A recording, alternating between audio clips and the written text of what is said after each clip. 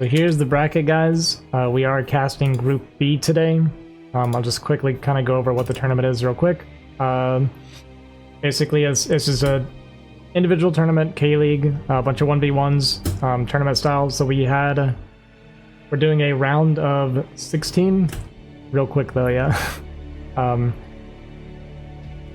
Sorry, not 16, it was just 3, 6, 9. It was supposed to be 12, right? And we had 4 players, the 4 top ranked players from the current K-League season got a bye into the round of 8. And then we're doing 4 group stages where the winner of each group goes on to the round of 8 to play with them as well. The winning player kind of gets a special prize. Can't really talk about it too much. Second place gets an $85 cash prize. Third place, I guess, gets a hoodie. And then fourth place gets a t-shirt. So we are playing for something. There is something on the line. Literally life-changing amounts of money involved. Yeah. I saw your volume's like fluctuating. But yeah, we did Group A yesterday where well, we did 2 groups actually. We did Group A and Group D, but in Group A, Exit won and moved on. He's going to be facing against Nomad. In Group D, it was just Pandora and Zen, and Pandora won, and he's going to be against Kavapu in the round of 8. I don't think I'm going to be casting round of 8, but I'm at least covering the group stages. But we're going to go ahead and hop into the first game of the series today, or the group today, which was Flying and Nesh, which is going to be a ZVT on Radeon. And also my co-caster is Keen. He did participate as well. We watched his games yesterday. Yeah, everyone should go back and watch my game 2 from yesterday. It was incredible. Alright, so Keen kind of mentioned this earlier. Flying is a bit of a cheesy player. It does kind of do like all-ins, especially in ZVT specifically. Keen, being a pretty similar player himself, may be able to give us some insight on some of the builds that Flying is going to be going for. Yeah, like I said, I've never actually seen Flying play ZVT. I've just seen offhand comments in the chat about him. Mm-hmm. But yeah, I am a player that is just terrified of playing late game ZVT in general. When like StarCraft Remastered came out and I started watching streams, I was watching like Larva play, and he was just grinding like dozens and dozens of games against Flash for like hours on end, and they would routinely get to like 30 plus minutes, and I got like secondhand anxiety watching him deal with like everything in like game CVT. It was so awful. Yeah. I haven't played it obviously much. Like I've played a little bit of TVZ, and I played a little bit of ZVT, like legit like 2 or 3 games of it. And when I was getting to where I'm like having multiple bases with Defiler and stuff, and just everything's getting irradiated all the time, I was getting just mad. Like, I understand Terran has to do that, but my Defiler and Lurkers and stuff getting perma-radiated was like infuriating to me. And I was like, yeah, I would never be able to play this. Yeah, it's just constant damage control, and yeah, it seems really unpleasant. Yeah, it's like if you can weather that storm and get to like 4+, 5+ gases and start making Ultralisks, then it gets a little better, but it's pretty awful. And there's if you lose control of any one point, you just instantly lose the game. Yeah, the game's just over. Yeah. Yeah, it's too much for me. Seeing a pretty standard opening so far, though. Flying, not going for the... It's kind of a novel concept in ZVT. I was kind of excited, actually, when I was watching some Zealot replays recently and talking to Kaido about it, who is an NAPL player. But 9-hatch in ZVT is kind of a new concept. Where it essentially like it gives you extra larva, so you don't take too much of a hit to your economy, but it makes you much less vulnerable to 8 racks. But Flying forgoing that and just going the typical 12-hatch. Yeah, I kind of was talking about it some during your games. That I kind of like the idea of the 9/9 because it seemed like it seemed to me that with the 9/9, it's like it's better against ARAX than like a 12-hatch, right? Yeah, like clearly. But so like typically you would do what, like overpull? Like is overpull pretty standard ZVT normally? No, I mean, so I think Jimin does overpool somewhat regularly, but that's just because it's relatively safe and he can survive. I assume he started doing 9 hatch since last time I've seen him, but the bog standard is like 12 hatch generally. Oh, even if you're worried about ARAX? Yeah. So the classic sort of counter to 8 racks is to just pull like 8 drones, right, and fight the SCVs and the Marines. I think the 9 hatch kind of developed. Well, let's see if this. Wow, he made a sunken already. That's interesting. Yeah, very early push out from Nesh with 4 Marines and forcing a sunken out is like really nice for Nesh to just be able to get that sunken forced early and come back home. Yeah, it's very unusual though. I wonder if this was his plan to start with. Oh, now he's making more Lings as well. Wow, this is very unusual. I wonder what the idea behind this is, because his economy is just going to be absolutely terrible. He's gonna his second gas is late. He's not even going to take a third. It looks like. Mm-hmm. And he's still pumping Lings. Yeah, the call to go Ling seems weird, and now we're going back into drones. Yeah, this is very unusual, and I don't think this is going to do much. I mean, yeah, there's way too many Marines here. It's kind of a weird middle of the road thing that Flying just kind of reacted with here. It was Lings after the sunken, which is going to be pointless defensively, and then we kind of made extra Lings, but there's no way we're going to get damage against this Marine count. So it seems like we just kind of cut into our economy for. Yeah, even if he continued pumping Lings, I don't think it would accomplish anything, because at this timing, there's medics are going to be out in just a second. Mm-hmm. God, and this second gas is so late. It's like a 5-minute second gas. Usually the default timing for like a standard 2 hatch, you get your second gas around like 4 minutes and 10 seconds or so. So I'm wondering what his plan is here. Yeah, we'll see. We got 5 meters on the way right now. Second gas just now finishing. At least he doesn't have to worry about saving his third. Did lose 4 Lings. Going for this kind of 4-Ling backstab. There is nothing in the bunker here, and the bio's gonna have to turn back around. So this is kind of nice in the sense that it's gonna buy Flying that bit of space, so he doesn't have to worry about maybe getting extra sunken or trying to dog the Marines yet. With his Muta. While he's kind of getting his Muta count back up.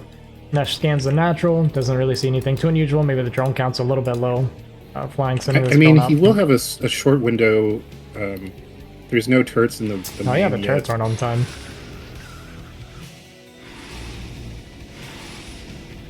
So could get a little bit of damage. It is unfortunate that our second gas was so late, because we don't have the Muta count that we'd like for one-shotting SCVs right now.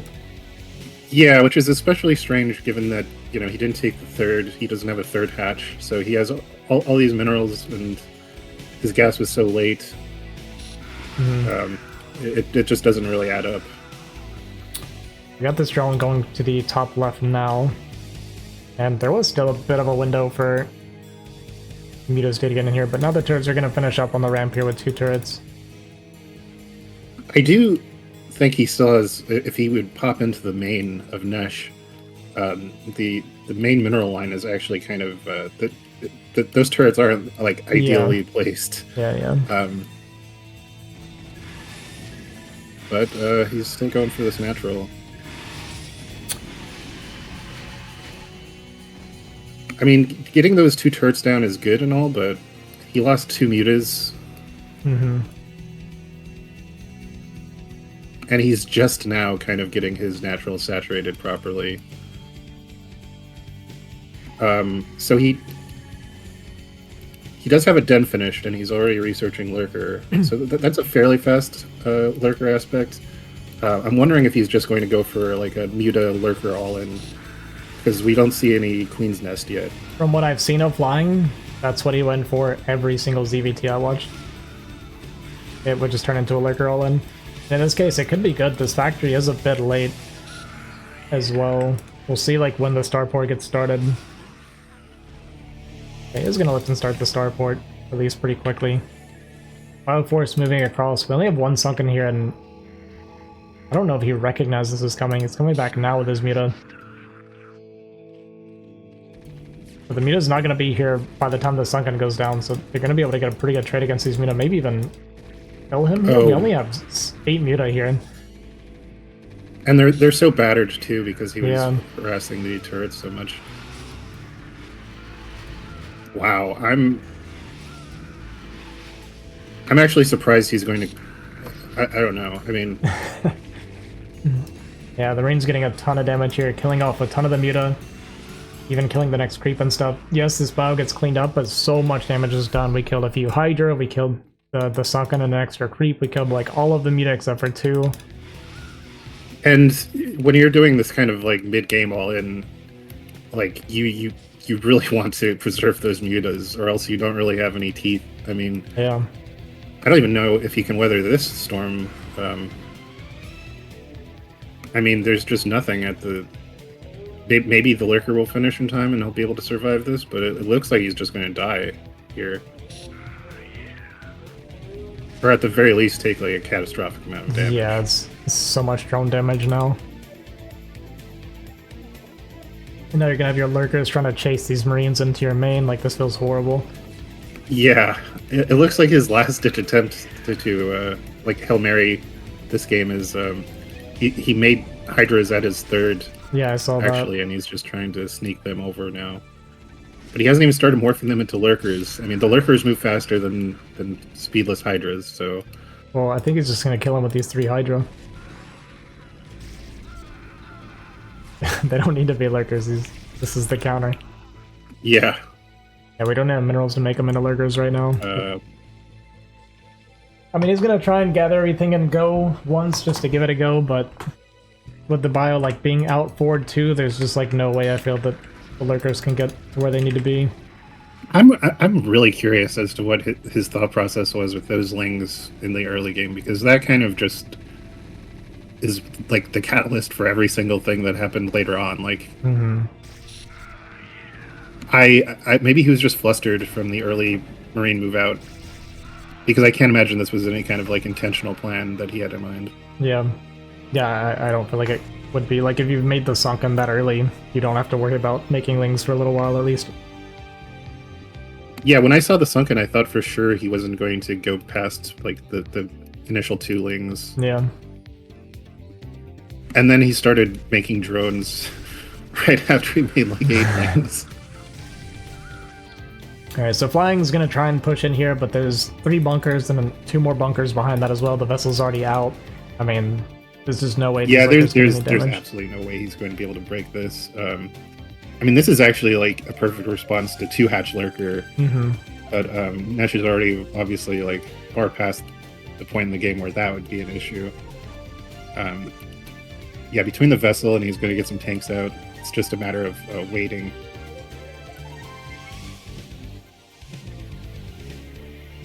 This is kind of painful to watch from a Zerg perspective, because even with the meager amount of drones that Flying does have, they're not properly mining. They're like sharing patches at the natural. Oh yeah. So they're not. It's as if he has 11 drones rather than 12 drones.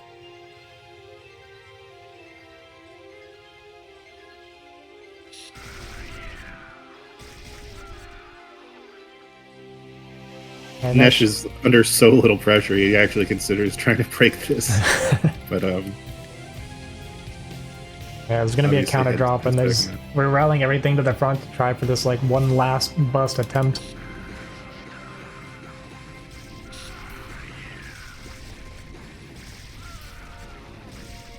Actually, not doing that poorly, but it's just there's no sustainability behind this.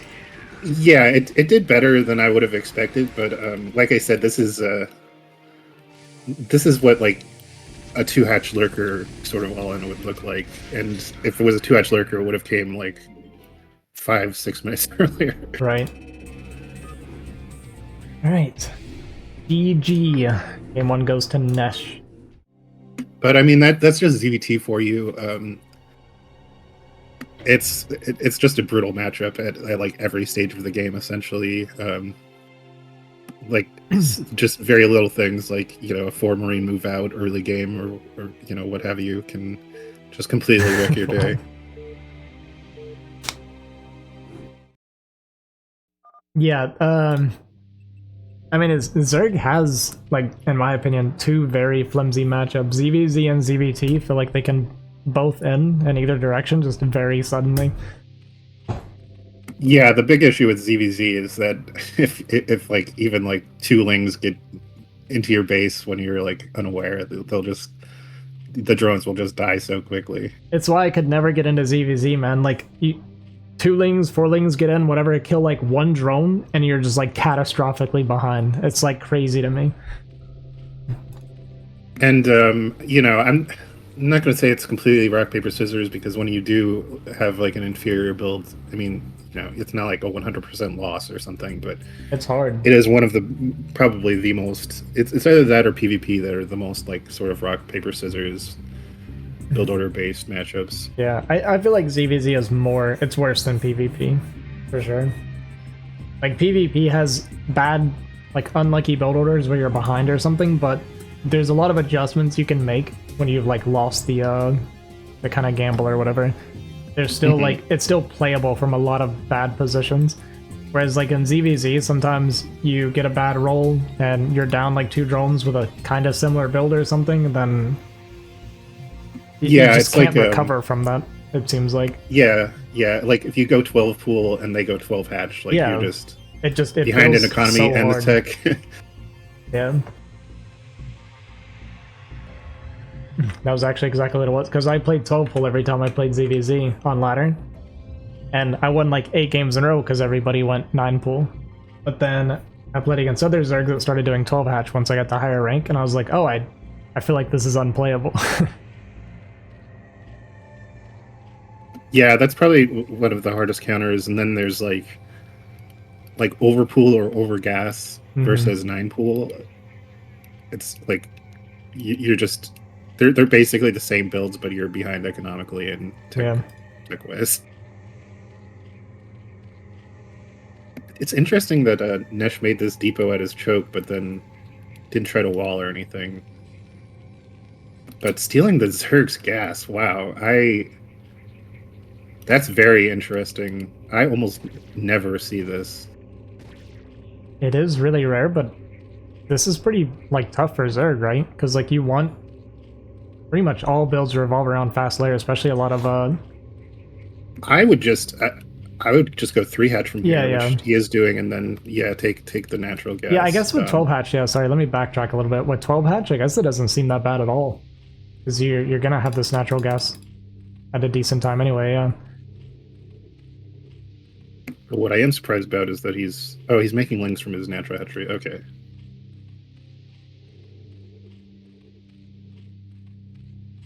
But yeah, I don't know how old school of a player Flying is. I assume he's played for quite a while because, you know, that's just the Brood War experience. So a lot of Brood War players have played for... Right. If you haven't played for 20 plus years by now, you're not really a Brood War player yet. But yeah, depending on when he started, he might not have too much experience playing a 3 hatch build. But I guess we'll have to see. Well, the reaction says that the reaction seems like a really proper reaction, so it must not be too uncomfortable. Yeah, and I think there are some unusual situations that could arise from this sort of build too. I mean, I know Nesh is an old school player, so he's probably very familiar with playing against 3 hatch builds in general. But yeah, like who knows what kind of weirdo cheeses Flying might be able to come up with. He can. Well, the SCV scout getting in is unfortunate, but. Well, what gives me hope this game is that Flying already has more drones than he had in the last game. Yeah, and and there's no Den yet, so it's just going to be Muta. So he's going to just go 3 hatch Muta. Which might actually be good on this map in particular, because it seems like it's... Oh, there's our Hydra Den.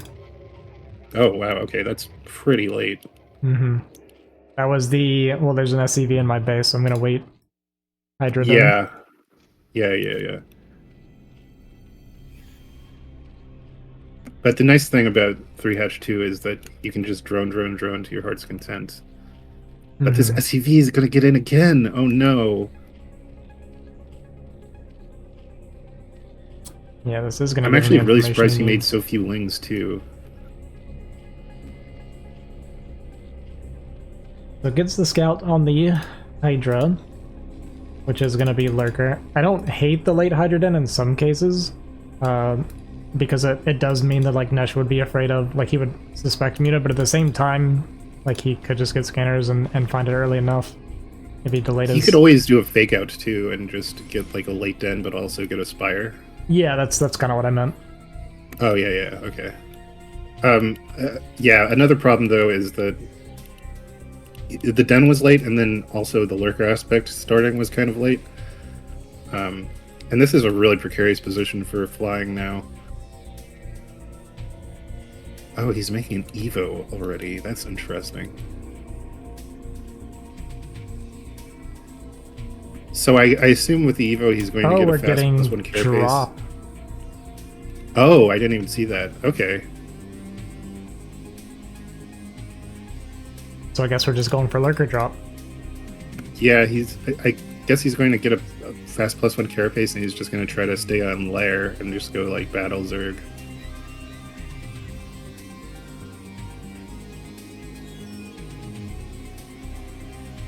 Let's see, drone count is fairly healthy. Could use some more, like a couple more drones at his main, I think, but because even when you're going all in like this, like he doesn't have a third, so he does want to be like very well saturated. And Nesh scans a natural, sees the Lurkers morphing.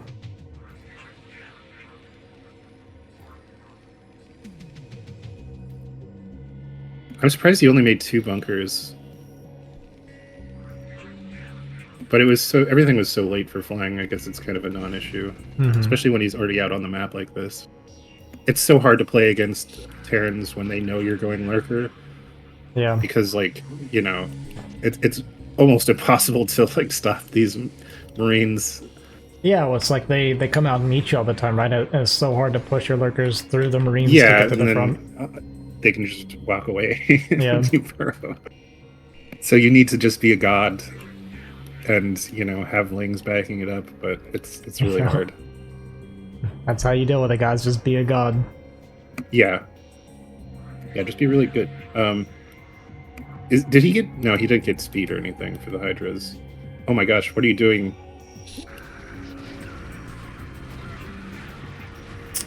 Leading off a few Hydra there. I guess he just didn't realize that those Marines were up there. Yeah. And he hasn't started Carapace yet. I wonder what his thought process was with this Evo. Maybe he was just trying to fake out Nesh and think that he wanted to fight like in the middle of the map. Nesh has no clue what's going on right now. He just kind of scanned between the natural and third and didn't really see anything. Okay, no, I guess he did notice. He saw something, because we're building bunkers above our main now. Prepping for this. Actually scans and sees the Overlords coming as well. Oh, that hurts so badly. Oh my god.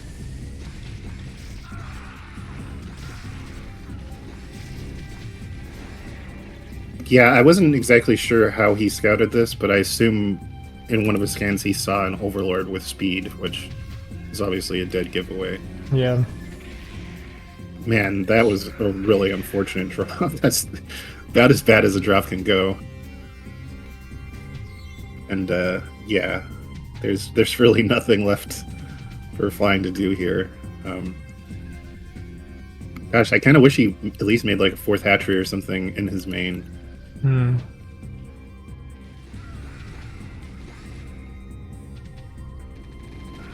And he did get Hydra upgrades, but it doesn't really matter. Well, we're getting the Queen's Nest. We're going for the Defiler Lurker in the natural play. Okay, I'm just gonna call GG. Yeah, I mean, I know it's not playable, but yeah, Flying was just saying that he never GG's on time, so really letting me down with a proper GG timing. Yeah, it seemed like the scan tipped him off that the drop was coming like just in time. yeah, that was kind of like super lucky on Nesh's part, honestly, because he reacted like right on time. I think that would have. I don't know if that would have necessarily ended the game, but it would have obviously done a lot of damage if Nesh hadn't started making that bunker, and sniping those two overlords is just brutal. And now we are going into Moonrai versus Flying. Brock Moon. Brock Moon. We are playing Terran this game. Oh, does Moonray play other Moonray? Play He's swapping between Protoss and Terran a lot. Oh, gotcha. Well, I can't blame him for wanting to play TVZ instead of PVZ. True. I watched him play PVZ against Jimin, and he did one of the worst walls I've ever seen, where he did it like really far forward and he needed like 6 zealots to plug it. But he did it so that he could fit like 4 rows of cannons for the 973. Oh my god. And it actually, I mean, it worked, and then he actually beat him from there. So I was like, alright, maybe I'm playing Protoss wrong. That's pretty funny. I thought Jimin always did like 2-hatch builds in ZVP. He does 973 a lot. And like Ling All In, those are like his 2 main ones, I think. Uh-huh. Did you watch that ASL game? I think it was in the round of 24, and it was like best, I think, against Hero on Citadel, I believe. But like best was just like spacing out or something when he made his wall. Like he went gate first, but he didn't make enough room for his forge to go underneath his gate. Yeah, I saw that, yeah. It was like the worst wall I've ever seen in ASL. When I see things or like it might that, be like its action, but it's a little bit like cathartic, right? When you see the pros making like really silly mistakes like that, even. Yeah. I mean, kind of, but also it's like, man, that early though. Even like C rank or D rank Protoss know how to make their walls, man. Yeah, I will say, like, for that map, when he dropped it, I mean, because it's the pros, right? He dropped it, and I was like, that doesn't work, right? Like, I was like, how is he, like, what is he thinking? I can't wait to see what he's planning on with this wall. Like, that's where my thought goes, right? Yeah, well, it was one of the first games that I'd seen on that map, because I haven't been watching that much Brood War. So I was like, is this just, like, a terrible map where you're, like, Protoss can't wall properly? Like, I thought maybe it was intentional, too. Yeah, there are like certain maps like Retro. Retro's a little bit more tricky to wall in certain spawns. Like it's not as straightforward as I thought it was originally, but yeah, there's nothing fancy about Citadel really. It's pretty simple. That being said, I did mess up my wall a couple days ago in the bottom left spawn because I didn't know you could build on top of the like smaller bones, so I thought that was part of the wall. And I like left it open. Yeah, I wouldn't have thought that you could build there either.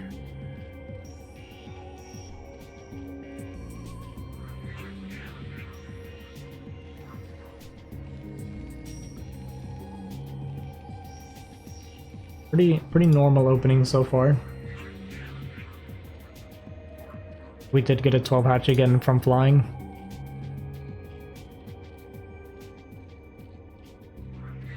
Yeah, pretty standard from both players. Just a regular 2-racks. Well, wait.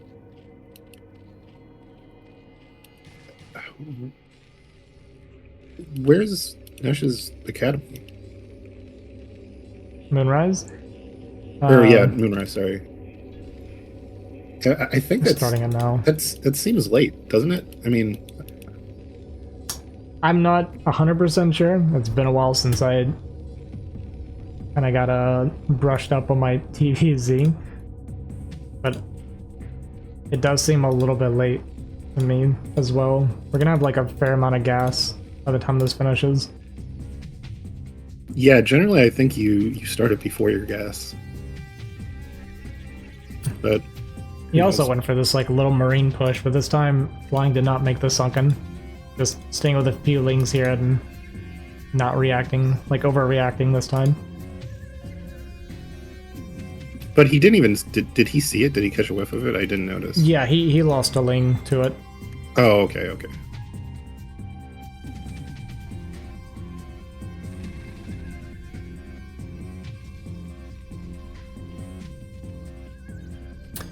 I will say one thing about Moonrai, and we're seeing it right here. He does have a tendency to cut a lot of workers.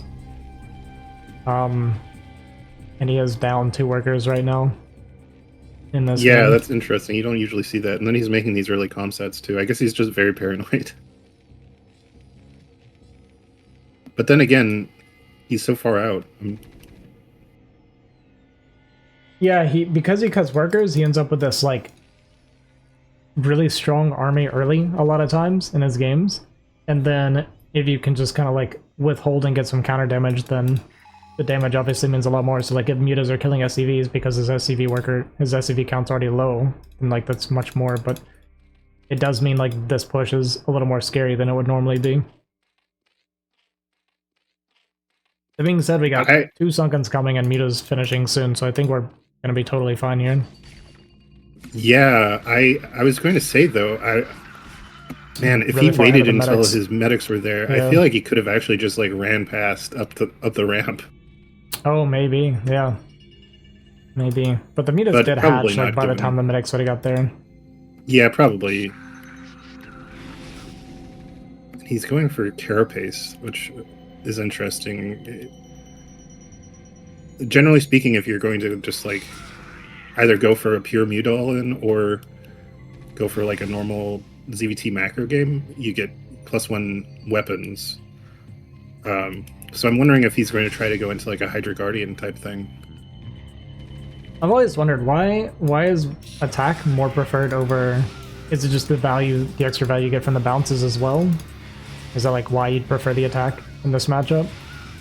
Yeah, and I mean, the way I understood it, I don't know exactly why like everyone always pretty much goes +1 weapon now, but the one thing about +1 weapon is that when your +1 finishes and you have a stack of 11 mutas, you can 2-shot turrets.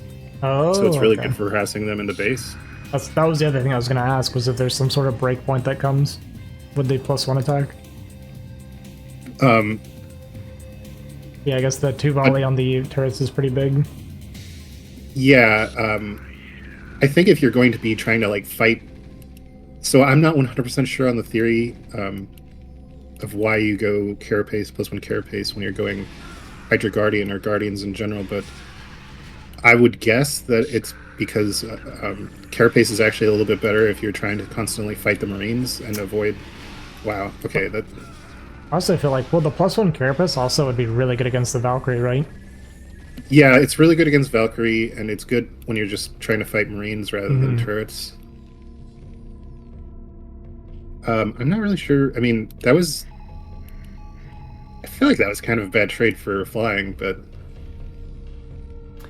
It looked not great, but the economy is not that good for Moonrai. Like, we've gained 4 SCVs since I last talked about it. Yeah, I was going to say, like, flying hasn't really harassed the SCVs at all, but he only has 24 SCVs. It's kind of crazy. And given that he's so low SCV and he's making all these turrets, he's just now starting his factory. That's incredibly late. We do see a den going down, so a lurker starts immediately.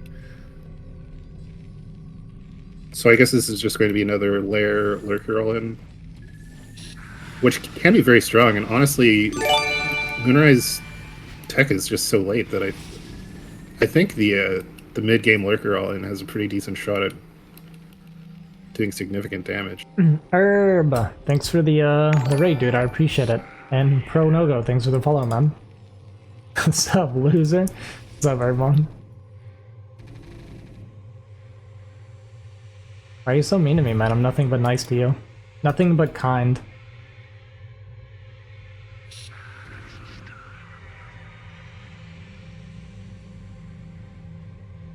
I want you to, Erdmon, so all of you Erdmon viewers in here, I want you to know, I've been a bit sick lately, right? having some medical issues. Erdmon told me to go die. I want you to know that.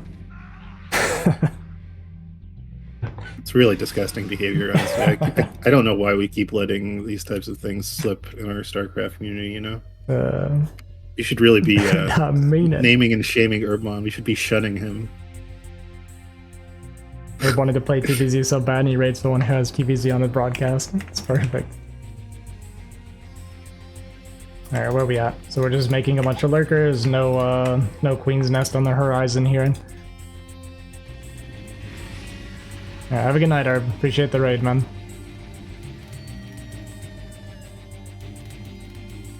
I mean, the Bioforce is decent with +1, but I mean, with all the lurkers and stuff that have come out now, there's no risk here, I feel like, for flying. Oh yeah, no, he's totally fine. I was actually surprised that he hasn't been trying to like pick off Marines more since his carapace is finished, but Moonray is just kind of sitting there, and you never really want to try to fly into stationary Terran RP. Yeah, once they're like in the ball like this, you can't really touch them because you'll just be trading a muta per Marine. The medics are out of energy. Yeah, and they're out of energy, and they're also just standing out there for a second. I wish he'd sniped those. There's few things that are more satisfying than watching medics get sniped for free in ZVT. Yeah, this bio's like in a really bad spot actually now. There's no energy here. Every stem is like permanent damage right now. Yeah, and they're standing right by that ridge too. Yeah. I think he just wants to like bait him into going across the map so he can run through these lurkers. Yeah. Just like leaves, like shows him that he left. He's like, "Come on, come right in." Moonray, realizing there's not enough women in his life, queued up. What is this? 3, 4, 5, 6 medics there. Not bad. But he's gonna go for a drop right as all these lurkers and hydras are coming. I wonder if he's going to wait for the range to finish for the hydras, or if he's just gonna go. Yeah, going for the 2 dropships before the 2 vessels is incredibly aggressive, but maybe adjusting to and the lack of like he notices the meter count's not growing, right? Yeah, it's not, but there's still a decent amount of mutas on the map, right? So it's incredibly risky.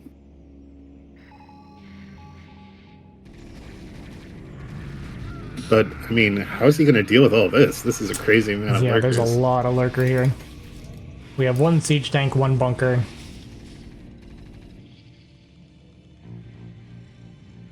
We do have this drop though, dropping off in the main base. Gonna get a ton of damage here. There's nothing here to defend, so we're gonna lose this whole line. This main is just going to die, but it looks like Moonray is just going to die, so yeah, the game plan is kind of a non-issue. Oh my gosh, all these lurkers in the back though. This is the most frustrating thing about trying to do like lurker all-ins, is just how hard it is to like make sure, you know, you have to constantly being like unburrowing and reburrowing. Vessels come out, but one's immediately gonna pop, and I mean, I guess. Well, Moonrise right-clicked on top of this hatchery, so right, we actually might be able to get this army. Okay, a little bit out of range of the sunken now, but lurkers coming in at the natural. But I mean, the biggest issue is that Moonrise could never kill what Zerg has on the field. Yeah. I mean, he's obviously doing really significant damage to flying, but I mean, flying is just going to kill him. There's nothing that he can do to stop this now.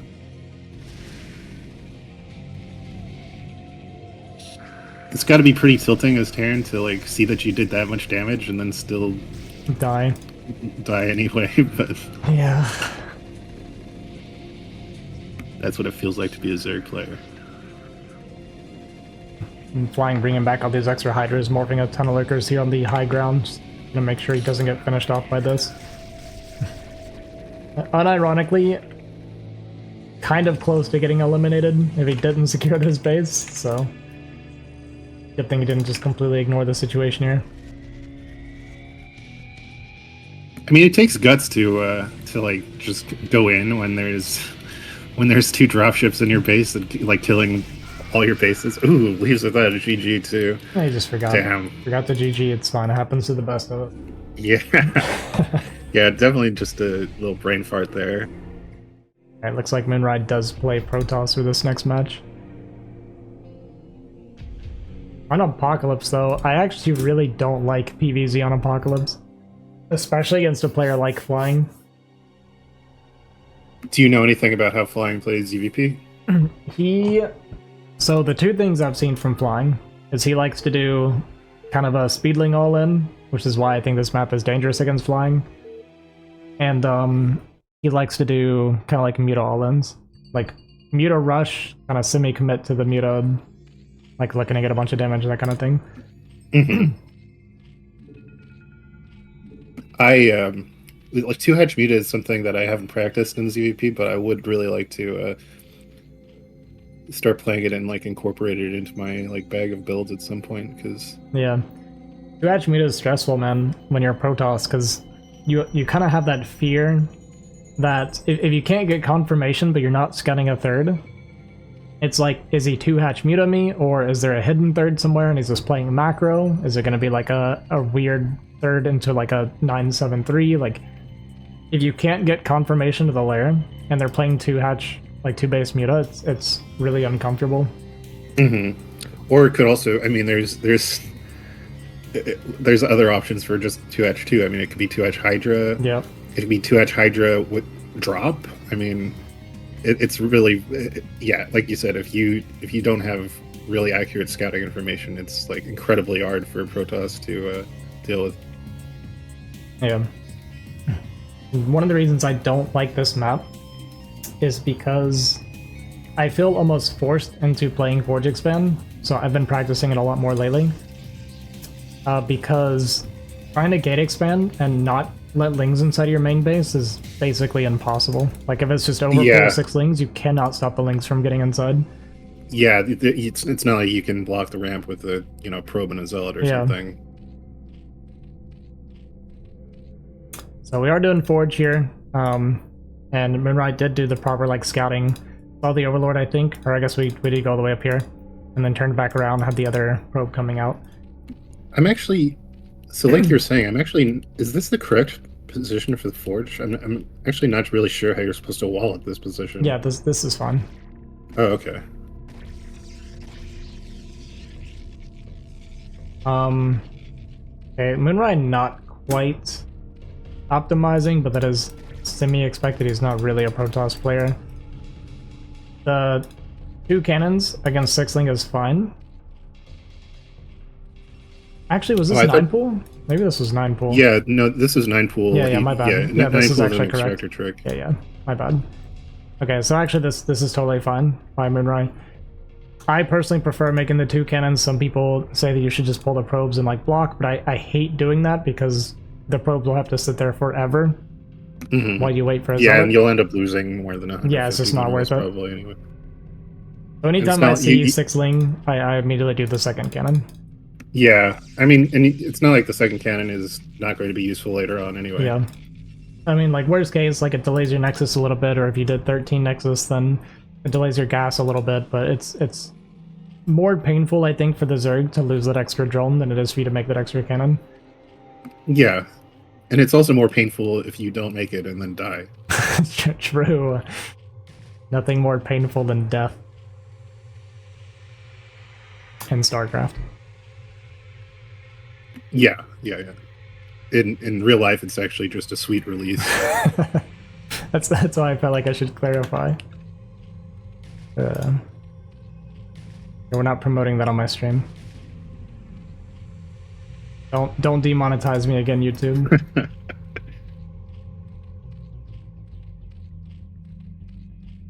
Going for a very early a 2nd gateway before gas. This is interesting. Oh, 2nd gate before gas. Okay. But then Flying is also, I find it very interesting that he made his 3rd hatchery as natural rather than at a 3rd. Yeah, I feel like there's... Oh my god.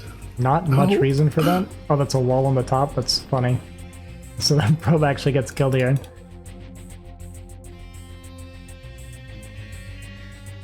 And he didn't. I don't think Moonray knows whether or not flying actually does have a third. So this might look like some sort of like 4 or 5 hatch before gas to him. That's true, actually. He did not confirm a third. Ironically, I'm actually surprised he didn't look for a third at all. It's ironic, but sorry, this, what were you gonna say? I was just gonna say it. It's really ironic that the second gate placement, if you wanted to hide it, is one of the worst places to put it because you're expecting an overlord to be floating here, but because there's not, this second gate's actually hidden right now. Yeah, or if he was just like a little more forward with his lings, he might be able to see it. What's up, least?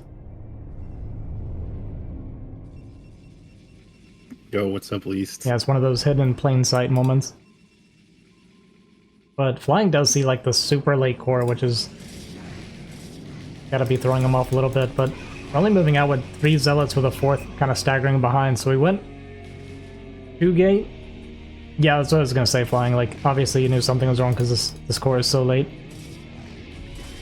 Yeah. That's insanely late. And then it's so strange that he's going in with these zealots. I mean, this is basically like, as far as I'm concerned, this is game over. I mean, like, Moonray isn't going to get any damage done with these zealots.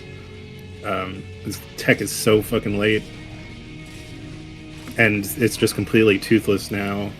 Like, I'm wondering why he didn't wait for kind of a more critical mass. But I guess he just had to go because, like Flying said, and you pointed out, you know, he got the Overlord into the main and he saw the late tech, so... Yeah, we were still rallying the zealots one at a time into these lings as well. You still want those to buffer against anything coming. Like, even if you...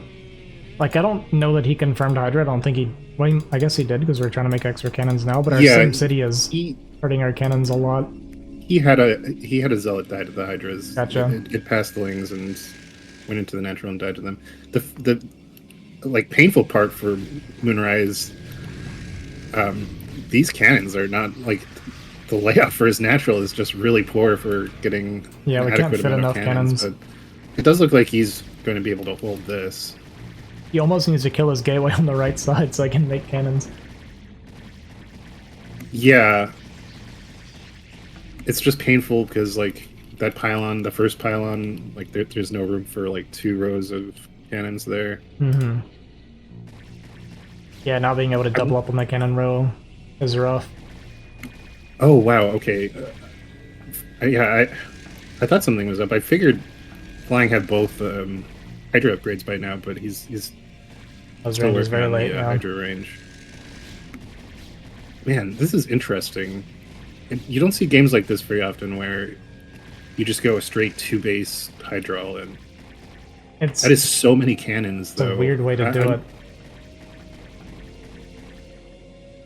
it. I guess the hatchery at the natural is just to make it a little more confusing.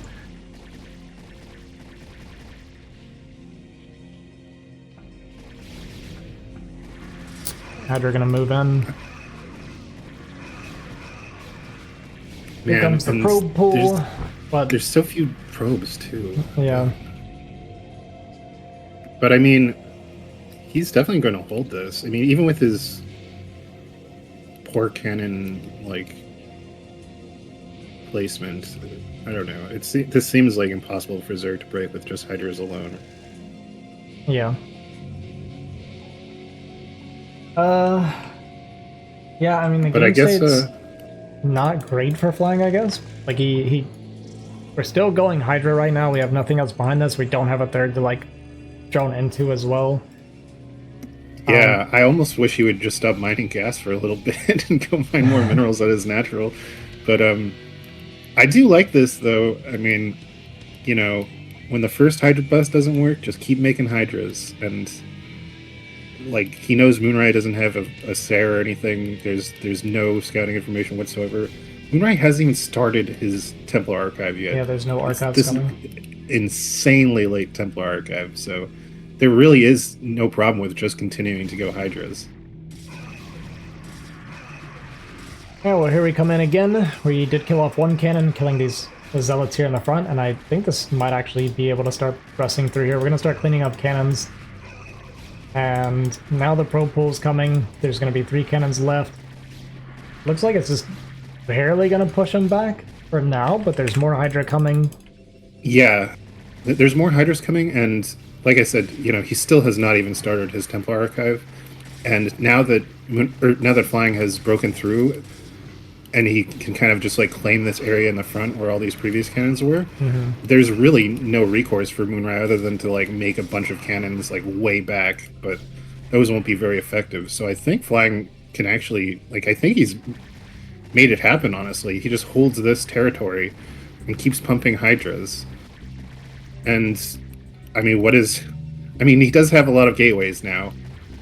I think, yeah, so Zealot speed is finished, but I mean, at a certain point, when you have like a critical mass of Hydras, it doesn't really matter how many Zealots you have. Yeah. And he can't even mine from this Nexus now. So this is like a one-base Protoss with no Templar archives at 10 minutes. Yeah, just putting pressure on the Nexus now, not feeling too overeager to walk into the cannons. Zealots are going to come out with this single Dragoon here and kind of move command on top of those Hydras, getting a little bit of a surround.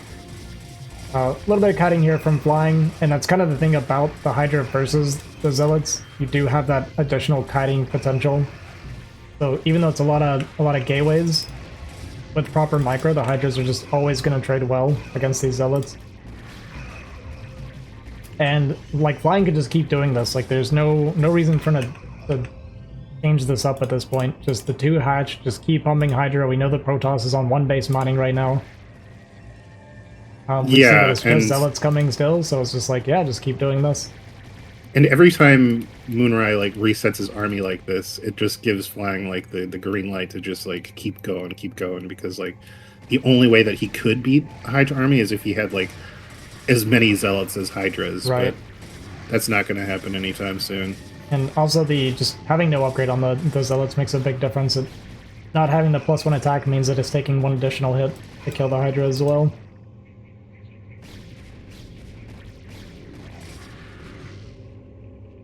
And with that cannon going down, the Nexus going down, we're basically just 5 gate, 1 base Protoss against 2 base Hydra. He has so few probes. I'm still just flabbergasted, though, that he hasn't even started a Templar archive. Yeah, he actually just quit mining gas and made only Zealots. Which, I mean, fair, because he doesn't really have anything to spend the gas on. Mm-hmm.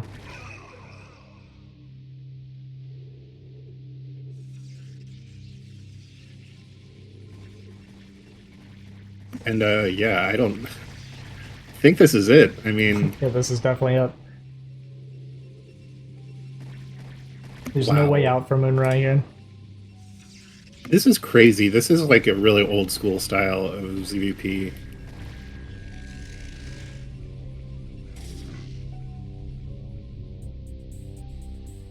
Well, I like it. Moonrai and Flying giving us a couple weird games to watch here.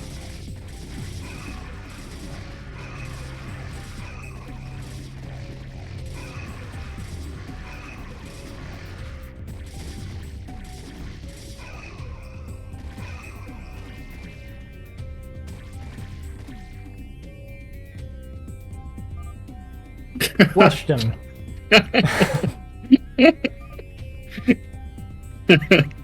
You pretty much all in every game? Question what? Flying hits him with the yes. There is no shame here. Amazing. I fucking love it. Alright, Flying taking the 2-0 That's win fucking over awesome, Moon. dude. I fucking love you, Flying. Alright, so we have Nesh with the 2-0 over Flying, and Flying with the 2-0 over Moon. So now we're gonna get Moon versus Nesh. And it looks like the first game at least is gonna be a TVP. Oh, thank God. Okay. Yeah, I was really worried that we were gonna have to cast TVTs, because yeah. 1, I do not know anything about TVT, and 2, I find TVT to be incredibly boring. Damn. Alright, I'm gonna go and get this started, but I'm gonna step away for a second, let Keen talk to you guys for a minute here. I'm gonna take a restroom break, but we got a little bit to go still, so I'm just gonna keep this running. Damn, I was hoping that I would be able to step away for a second, but now that I got put on the spot, I have to stay here. Okay, so we got Nesh in the top right, yellow Terran, we got Moonrai, red Protoss, top left. Let me just open the diplomacy map and reveal the entire map here. I've watched all the ASL games, but I feel like I usually like, even if I'm watching alone, I don't watch the PVTs, and if I watch with friends, my eyes usually just like glaze over and roll into the back of my head when I'm watching non-Zerg matchups. So I don't really know that much about how this map is. I know that there's like a lot of buildable terrain, so like it's like slow pushes can kind of be kind of effective for Terran. But it's also like very wide open. I mean, it's pretty much like a box standard map, really. Maybe like the most standard, potentially balanced map in the current pool, I think. But yeah, I'll be interested to see how this pans out. I do know Nesh is like kind of an old school player, so I could totally see him kind of going for like an old school, like sort of slow push with just a bunch of like built like depots and turrets along the map. We'll have to see.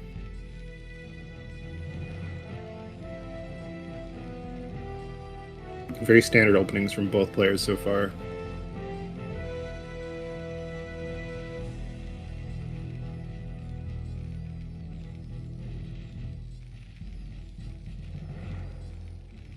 I'm curious to see more of Moonrise Protoss, because before this session, I thought that Moonrise was like solely a Terran player.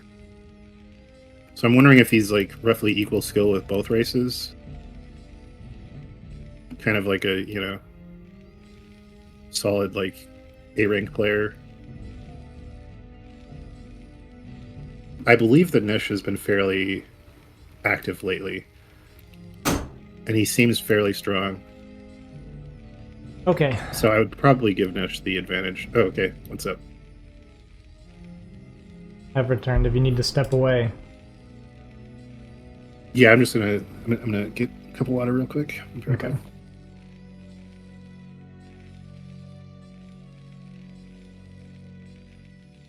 All right.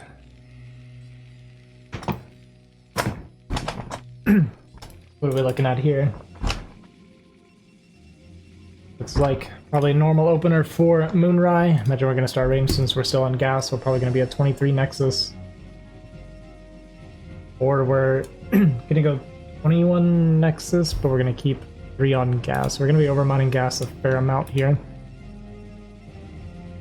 Oh, so while you were away, I was like thinking out loud, wondering about Moonrise like Protoss level. Is he roughly like? Do you think he's like roughly equal skill with both races, or? I would say his Protoss is it's a bit worse. Like, let me put it this way. My Terran has never beat a Protoss over 2k, but I beat Moonrise Protoss. But his Terran beats my Protoss a fair amount of the time. Mm-hmm. So I would say his Terran's a lot better than his Protoss. Gotcha. I wonder what his... What? Oh, I wonder what his reasoning is then for not just going Terran. He probably just hates PvT. Yeah, I guess so. I thought he was purely a Terran player before. He just recently started the Protoss thing. But like an example, I was actually just talking about this a little bit. An example of like him not being like well versed in Protoss. We went for a 21 Nexus, but we kept 3 on gas the whole time. So we ended up taking a 21 Nexus when we were like floating 400 gas. Mm-hmm. So this is like really suboptimal. When are you supposed to take probes off the gas when you go 21 Nexus? I don't know the exact timing, but I kind of just do everything by ear. I'm really bad about specific builds, but I just kind of like optimize my mining as it like looks like I need it, basically. Yeah, that's fair. Yeah, like that's with 21 Nexus, you're doing 1 Dragoon and delaying range, so you don't need like nearly as much gas income for that. Oh, gotcha. You delay range as well. That's interesting. I didn't realize that.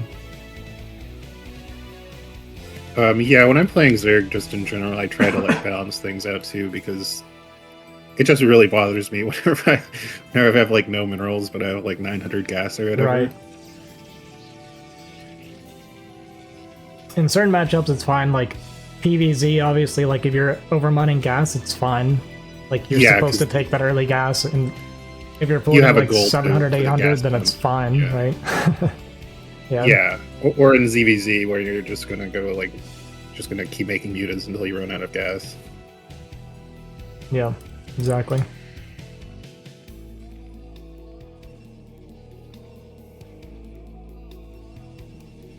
All that being said, though, I do feel like a Terran player playing Protoss is probably not too bad PvT. The same way my TVP is my best Terran matchup, right? Because you just know the reverse side of it so well that it's not an uncomfortable thing to swap over. Yeah. Yeah, I feel like Terran and Protoss are definitely more like interchangeable skill sets than like Terran and Zerg or Protoss and Zerg. Right. Because they like just purely from like managing the economy, it's like Zerg is completely different. Yeah. When I would beat Protosses with my Zerg, I couldn't do it until I stopped to think about it, and my entire thought process was, okay, we're gonna walk these into the mine. My entire thought process was, what do I hate when Zergs do like it to me? So I would open Hydra and then do like a 20 muta swap out of nowhere, and I won like every time doing this. Damn, I'm jealous. I'm so bad at muta swaps. It would kill me all the time when I was like first. I was still kind of like a ladder newbie, so like it's not an issue now like it was back then, but yeah. No Gen. Oh god, Gen, get out of here. How can you talk about how bad Brood War is and hey, what's up, game? Fucking StarCraft 2? Ozzy, what's your favorite type of pizza? Where was this on? Least asked what your favorite type of pizza is. Dude, like Lisa's already toppings? preparing. He's like, he's fucking smoked. Like, I hope so. I've been craving pizza all week, man. Topping wise, I'm a very simple guy when it comes to pizza. I'm a pepperoni only kind of guy. Yeah, I do love pepperoni, but combination I tried recently, it's not like particularly novel or anything, but like spinach and like diced tomatoes on top with like feta cheese, so it's like a Greek style pizza. Spinach and feta cheese does go really well together. Yeah, like on top of regular cheese too, so it's like extra cheese. It's not just feta. Yeah.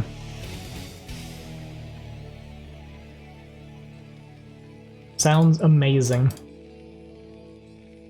But I don't like green on my pizza. I feel like it ruins it. If I'm gonna eat unhealthy, let me commit. Yeah. I don't mind like jalapenos or spinach or anything, but like one thing I absolutely despise on pizza is bell peppers. Yeah, I hate it, man. I agree. It took me a long time. Like when I was a kid, I really hated bell peppers in any kind of fashion, unless they were like in a stew and they were cooked down, so you could like barely notice them. Now I can like tolerate them, but it's still like it's a texture and consistency thing for me. This is a very aggressive fourth base from Moonrai. You would never normally see this I feel, in PvT. Yeah, very strange. And he's still on fairly low gateway count, right? So it's like... Yeah, I was thinking I mean, 6 is fine, but like if you scout the 5 fact, it just kind of depends what you've seen, I guess. Like in this case, if he had full information, like he would see 5 fact, you would see science vessel, stuff like that. So it's like unlikely you're going to be getting pushed. You're not like super like pressured to get the gateways yet. Like taking a 4th and then doing the gateway explosion right behind the 4th wouldn't be a problem. I just really dislike this gate or this 4th base. Like, yeah. Well, I guess what my thought where I was trying to go with this was like, if he is taking this forward 4th. I mean, I don't know. Yeah, it is weird. It's like I was going to say maybe he was going to do like some sort of like gateway man all in or something. Yeah, you're definitely kind of forcing yourself to posture very aggressively to defend this base. but it looks. I don't know. Now he's going Stargates. We have a dropship coming in for the natural, but there's already army here, so shouldn't do too much damage. I think does get 3 probes with that volley, so not too bad. And another 2 there. Oh my god, he misses the 4th though. That's crazy. But this 4th isn't even saturated right now. It's like, yeah, it's just a stone's throw away from Terran, and it's one of those bases that might work because you would never take this. Like, it's such a weird base to take that he probably won't scout it forever unless he just accidentally runs into it. Yeah. Like, Terran or Protoss for sure normally would want their 4th and 5th being bottom left. Oh, he has 2 engineering bays. That's interesting. I guess Well, that must have been a mistake, yeah. Or thought maybe this one was the going to first one die. was gonna die. Yeah. Okay, pushing out with this +1 army here. We do have double armory going right now. Oh my god, the probes are so close to getting scouted. No 3rd CC started yet, but 11 minutes isn't like too abnormal. I feel like 5 fact into like an 11-minute there, it's not too weird. I think this is like relatively normal. We're gonna take it on location. It's maybe like a little bit late, but it's not too bad. Yeah, well, what I'm confused about is why move out with these tanks like this if you're just now starting the 3rd? I mean, wouldn't it be safer if he was at least a little farther back? Yeah, this is definitely semi-aggressive here. Like, if you wanted to just defend, you would be using the yeah, you'd be using the kind of the inside of this little funnel area here. He's out in a position where it's kind of ideal for a Protoss, actually. We do see that he's going for carrier now. Which, it's kind of interesting. I feel like this is probably a fine map for carrier, but maybe not the best considering how open it is.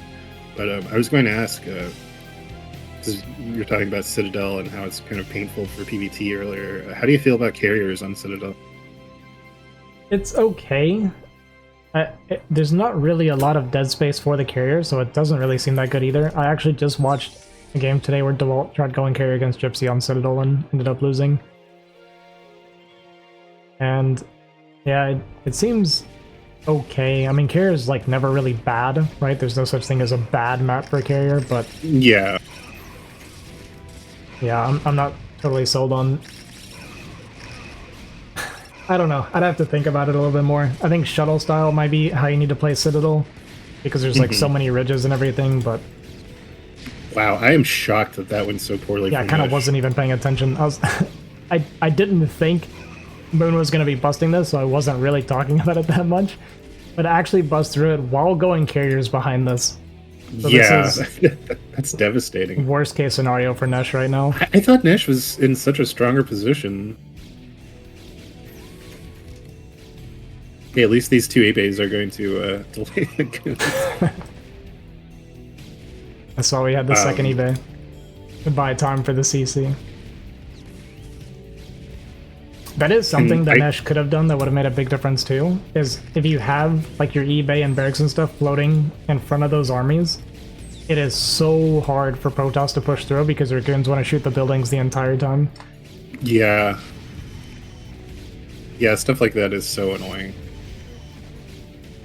Like, it really can make the entire difference. Like, if he has 2 buildings floating in front of the army, that goes from a losing fight to probably a crushing fight in his favor.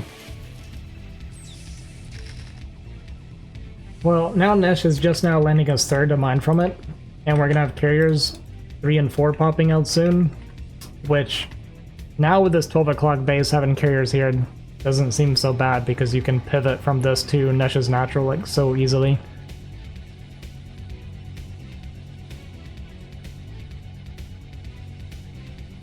I feel like carrier is very strong on this map as well, though.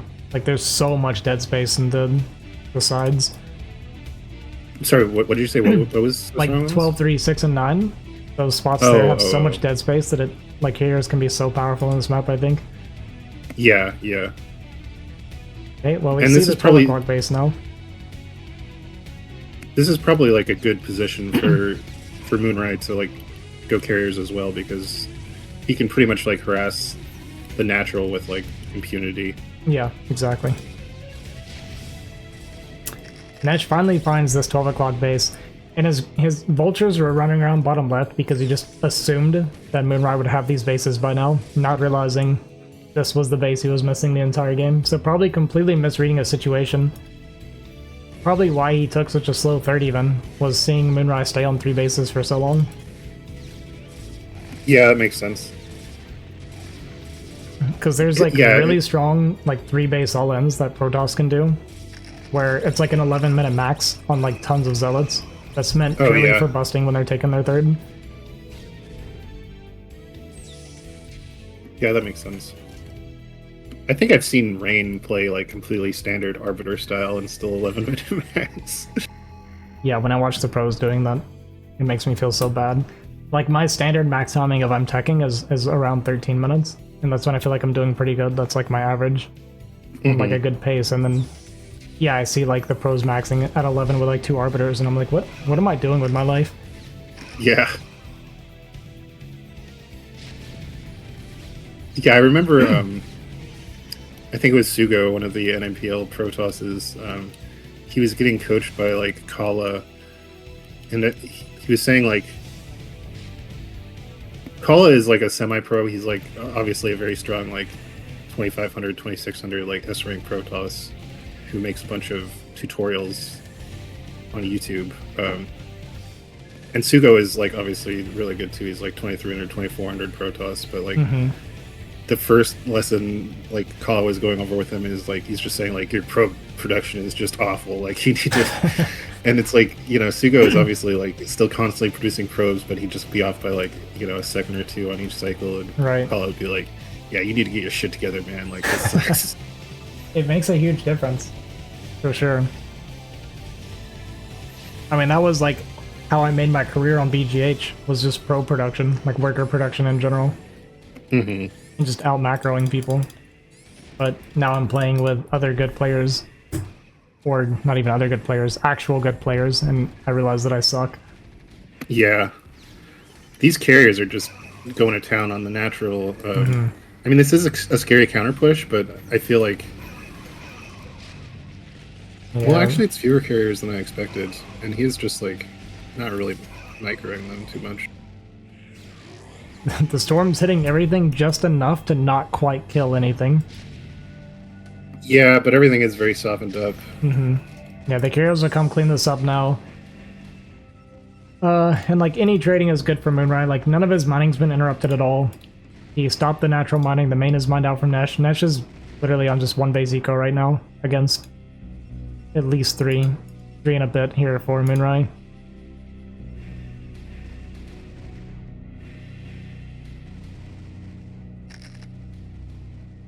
I've seen Best max at 1030 with Storm.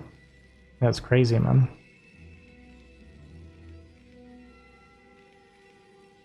We're doing Group B tonight. I'll go ahead and post it here. Which was Flying, Nesh, and Moonrai.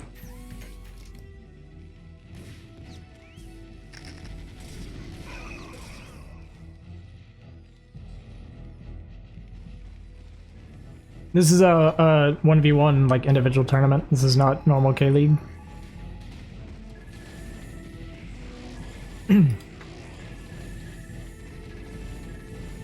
Part of my problem is I lose my voice so easily when I'm like talking and casting. Oh yeah. Yeah. How have you been feeling anyway? I'm okay. It's a little bit better. It's like manageable. I'm probably gonna have to wait a few months before I can get to a doctor, but I'm not like struggling to breathe anymore. Yeah, I live in a very rural area with pretty shitty fucking healthcare, so I can kind of understand. Yeah. But yeah, these carriers on this ridge, oh my god, it just must so be annoying. so frustrating to deal with this. Yeah, you can't dislodge them, right? They have so much space to retreat back into. That being said, we're not quite watching, so we're going to lose one of the carriers at least. And we were targeting, these are very low HP. Yeah, he is being pretty kind of complacent with these. I mean, carrier macro is really hard. You have to be like really, really paying attention to them, but he is kind of wrecking the ground army here. And even though he's not paying attention to the carriers at all, and 2 of the carriers have gone down, he's still just sitting there and doing damage. And Nesh has lost so many SCVs, he just has nothing. He has no mineral. Moonrai is rich as hell. Like he doesn't care if he loses this army because he could just instantly remake it. Yeah, that's really not that bad for him. Nesh did finish his bottom left CC, but it's hard to imagine he's ever going to be able to safely get SCVs down there. Plus, we're only on 35 SCVs anyway. Yeah, he doesn't even have the SCVs to saturate it if he wanted to. I'm going to try and send them down. Oh, okay, we're going to this base on the right side. I see.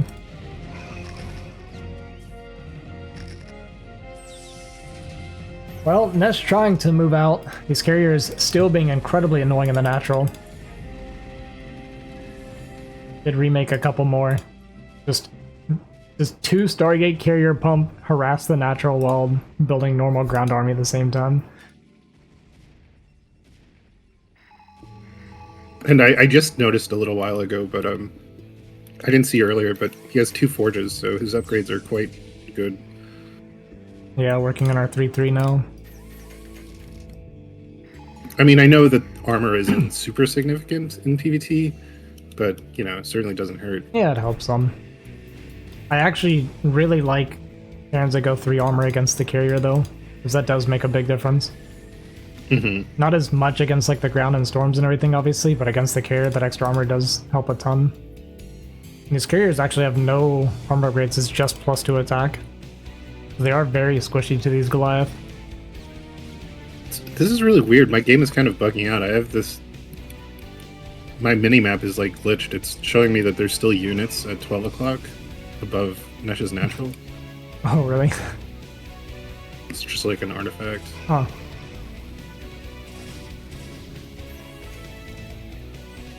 Looks like the bottom left CC died to 4 zealots.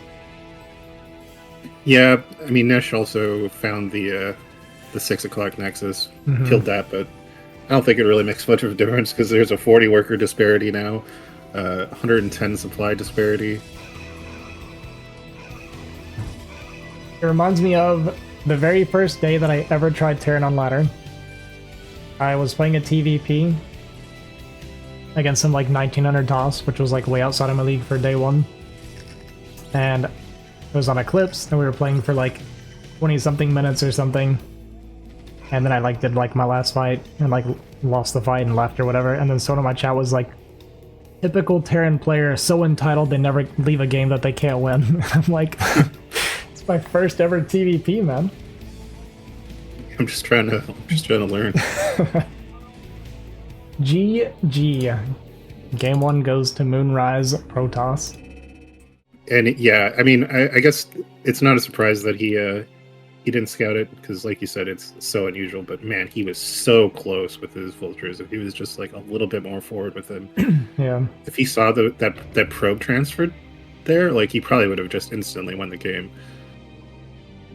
Because like you said, Moonrise build was kind of like poorly optimized, so he was kind of slow to start. But once he was able to get that base saturated and just kind of get the steam going, he just like ran away with it. There's stream lag? I didn't drop any frames.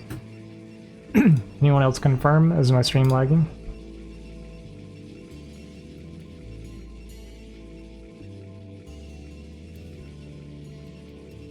Ugh, not TVB, and the colors are very similar here. Yeah, that's pretty annoying. Gray and white. I didn't even know you could get gray.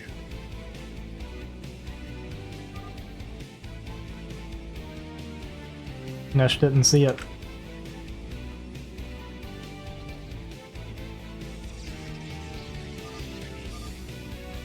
Oh, they're talking about the yeah, the 12 o'clock base. Yeah.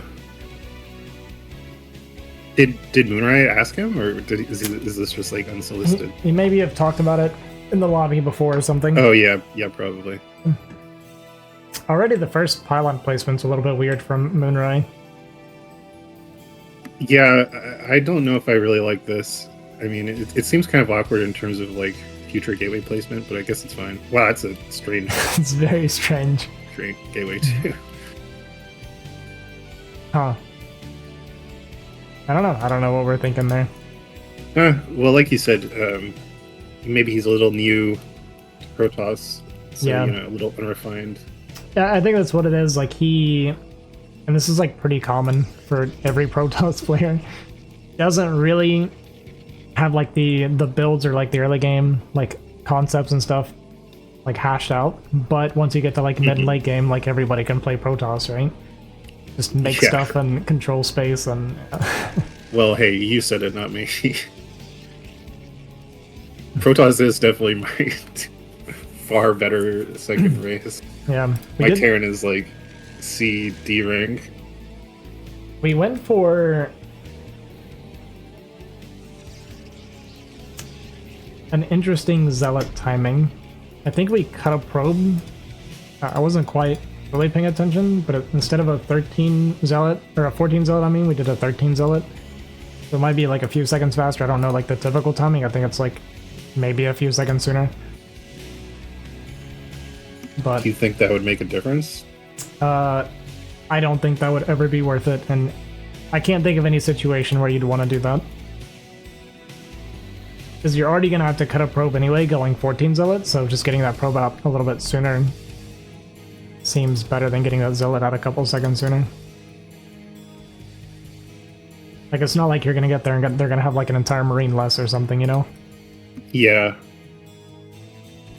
Some like god tier timing. Bravely killed the Marine like 3 seconds faster and just loses the game. It's nice to get a little bit of damage on that Marine with the probe, but Yeah, with like proper moving shots, you can actually get that very low. Nash does target the probe right away, which is good. Good pull on the SCV as well. So, pretty good opening defense here for Nash, and he's up 4 workers right now, and even gets the eBay block on the natural. This is like very frustrating when you're tossed, because when you're doing the Zealot opener, you want to be going across the map to harass. But it does mean that at some point, you're going to be gonna floating need a to- bunch of money not being able to start your Nexus. yeah, like this is when I do play PvT. This is like the issue that I always run into whenever I try to go like aggressive with Zealots. Like something like that'll happen, or like if I just can't immediately do damage, I'm just like lost. I don't know what the fuck I'm supposed to do from that position. Yeah, I've got to the point where I stopped doing this. CC is really late. We're floating a ton of money. But Nash, can we he please start crushed that. Like he seems like he's way go. far ahead now, right? Yeah, Well, it pretty looks like far we're going ahead. for some sort of proxy though. And we might just be going some sort of one base, yeah. Oh my god, he's being so like lackadaisical with this. One single Dragoon too. It's like, man, he could just go forward with. Well, I guess those two Marines are really damaged. Yeah, but still, like, you can just kill he's gonna those. go in now. Ideally, you lead with the healthier Marine, but it's fine. Yeah. But man, is this just gonna die? Yeah, Oh, he's going 2 proxy gateways too. Wow, this is okay, we're just full committing here. this is fucking. I find it so funny that he's like asking Flag, like, do you just all in every game, and then he does some shit like this.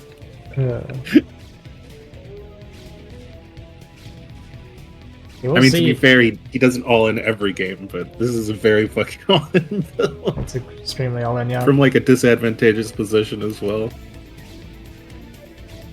We're making a lot of vultures.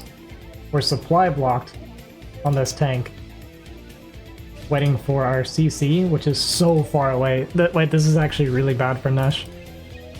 Our tank is going to be unbelievably late, and we're going vulture speed, not mines. Oh, interesting, yeah. Wow. Wait, we Vulture canceled. speed. We canceled the tank as well. Now we're started it. I think we're just dead. Like this. Wow, that's Yeah, crazy. We're just dead. I thought like 2 minutes ago, I thought there was no way that Moonrai could win. Oh my god. Okay. The Well, vulture fucking- speed and then the supply block. It's like worst case why would you scenario. go vulture speed? I'm not sure.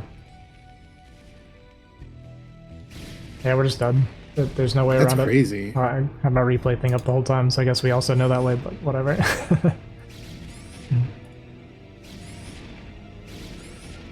My bad. Sref saying this is a standard response to the eBay block. No, I don't. I don't know what the standard response to the eBay block is, but it's definitely not proxy 3 gate, Sref.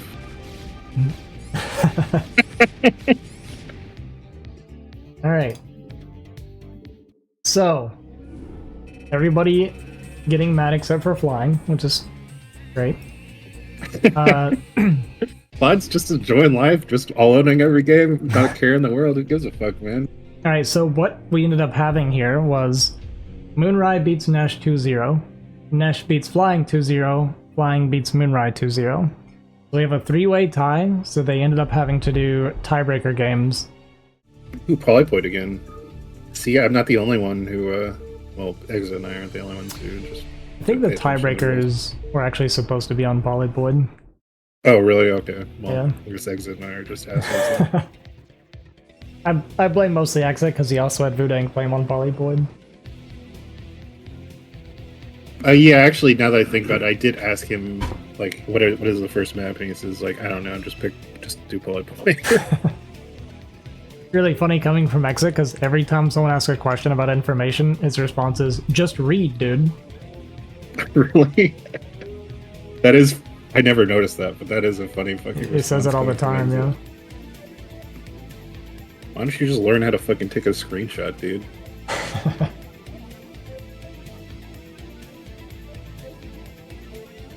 Alright, so the question is, will Nesh get his revenge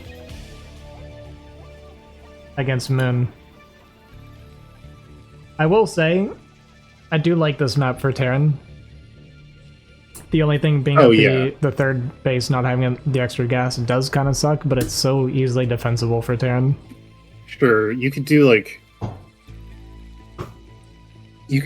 this sort of like fucking like Mass Factory, Mass Vulture, like with a quick third, like mineral only sort of thing, or you could just. I mean, it's kind of the same reason why I like it. ZVP is like it just feels so comfy when you just get that little like quadrant Yeah, of the exactly. map all to yourself, and you have 4 bases, and it's like so comfy. Like I got my quadrant of the map down, and I can just fucking macro to my heart's content. I guess they're changing latencies.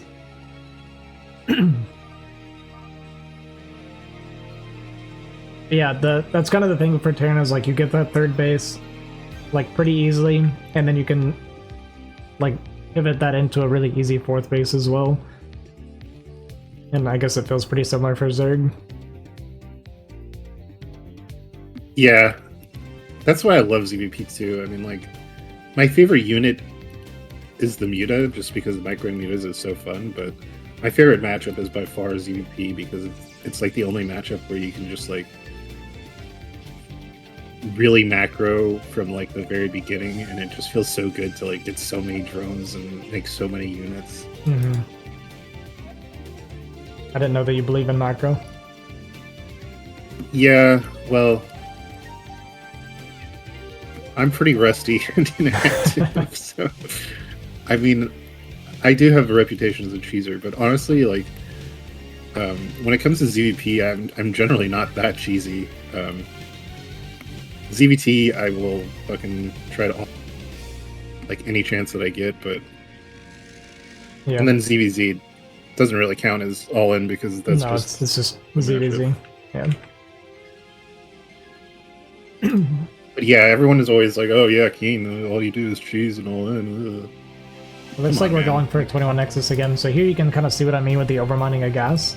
Yeah, It's the one goon, no range, 24 Nexus or 21 Nexus, but yeah, we're 350 gas when we start the Nexus here.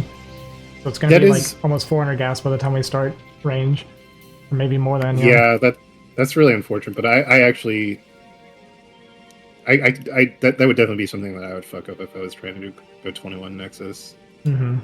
as like a non-Protoss player. Like those are the things that when you're off racing, like you just don't know.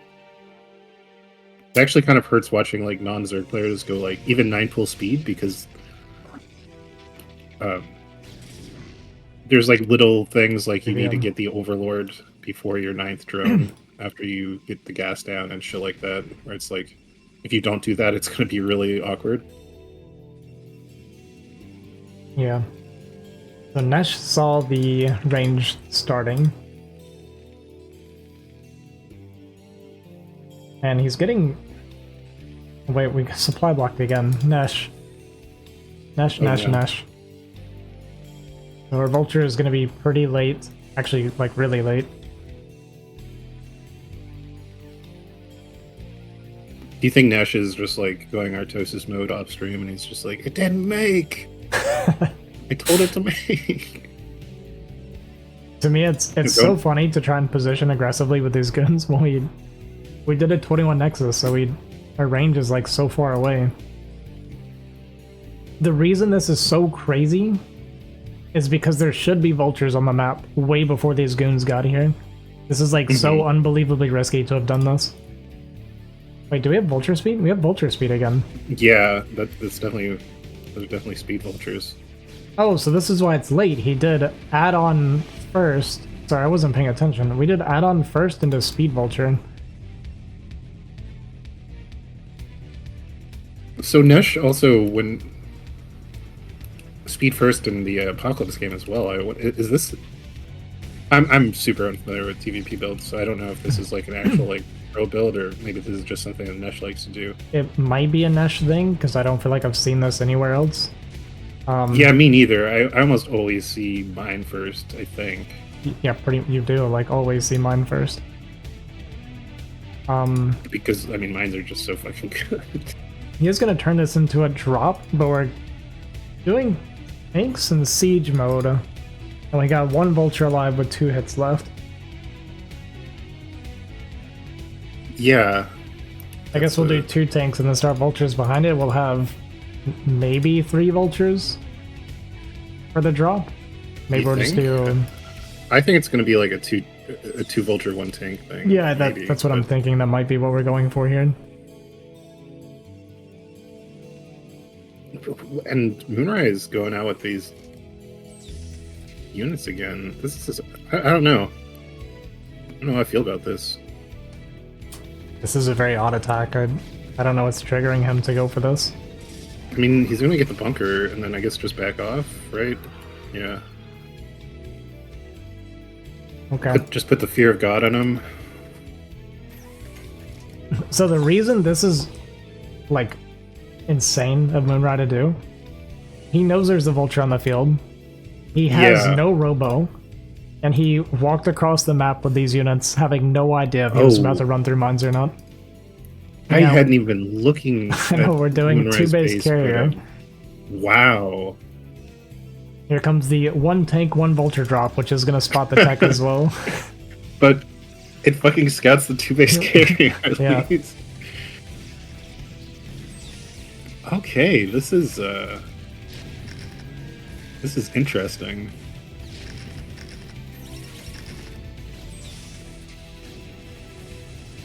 Oh boy, you're not getting out of there.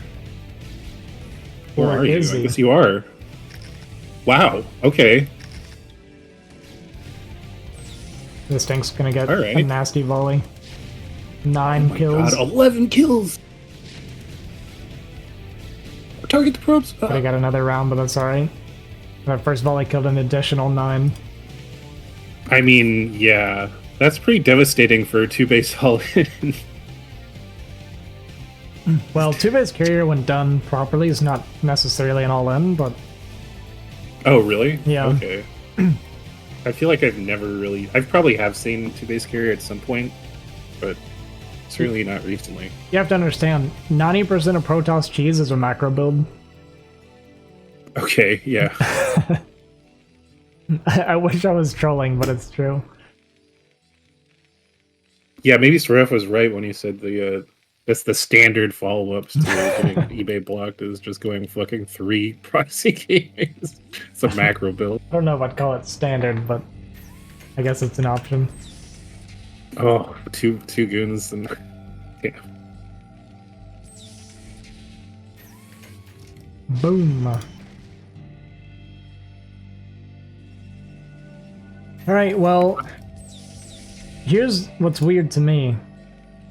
We still have not made an armory after scouting the carrier. Oh yeah. Wow, that's wild. Is he just gonna go? Is he just gonna go for it? But there's gonna be carrier. Well, yeah. And now we're starting it. So like my understanding when you see this build, especially after he did damage, right? I feel like you can make like 5-6 tanks and then just mass Goliath Vulture from there. Yeah. And just like push with turrets. Like that's what you see a lot in the pro play is like the like Goliath push and like turret pushing and stuff into it. He turns back with that dropship. It's the one carrier. Where are you going, bud? I can't believe we're not ready for the carrier. Did he not realize he's solid or something? I don't know. Maybe he thought it was Arbiter. Also, we're attacking with 4 interceptors. What is it? What am I looking at? He comes in with 4 interceptors on his carriers. Loses them to the Marines and turrets. This game is fucking wild, and then he just drops the vultures in the middle of nowhere. Yeah, I'm loving it. I love what I'm watching. This is North American StarCraft, folks. Unadulterated, pure. Dude, these we're losing interceptors. I mean, remember, these interceptors are 15 rolls apiece. We've lost like 10 interceptors without killing a turret yet. I also think it's a crack up that Moonride just... Once he lost all those probes to that drop, he's like, fuck it. Not making never again. Now he's making them again, like 10 minutes later, but... I mean, we got 3 carriers. But it should be just mass Goliath from here. Like, all Goliath. Jeez, that was loud. Why was that so loud? Yo, Gypsy, thanks for the raid, man. I appreciate it, dude. Wait, Yeah, is the volume, like, increased for bigger raids?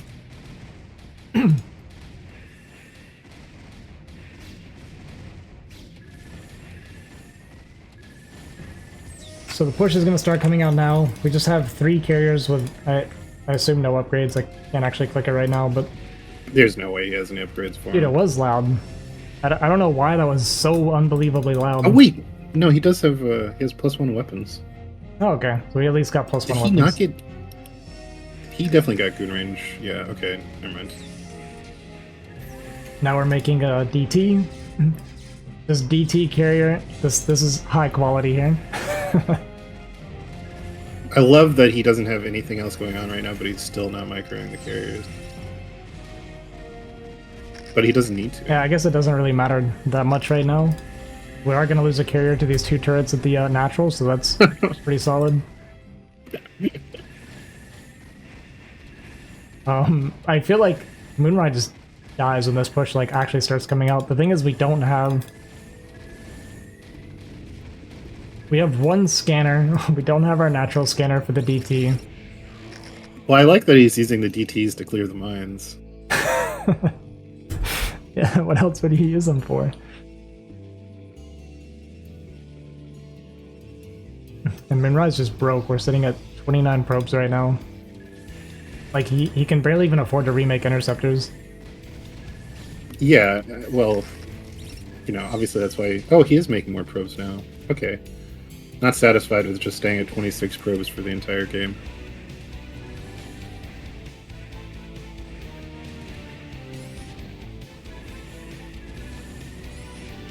But he's not mining with the probes.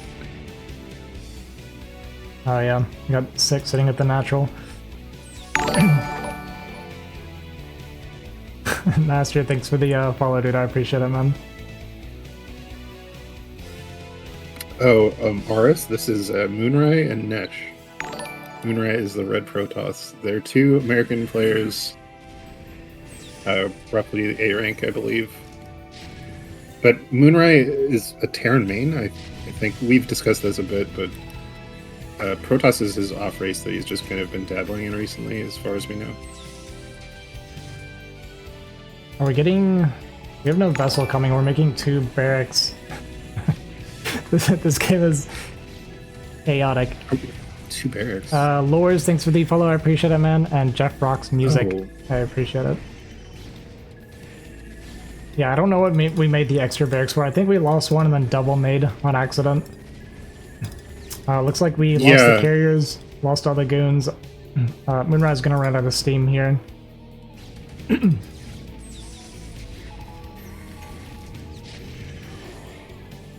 Yeah, Protoss is super dead.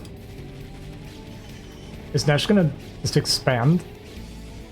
I mean, I think he knows Moonrise on 3 base or 2 base still as well. We have like at least a mine. I was kind mine. of hoping those vultures would get in and again. Just take him back to 26. And the last carrier is gonna go down now. And like there's just nothing that Moonrise has to work with anymore.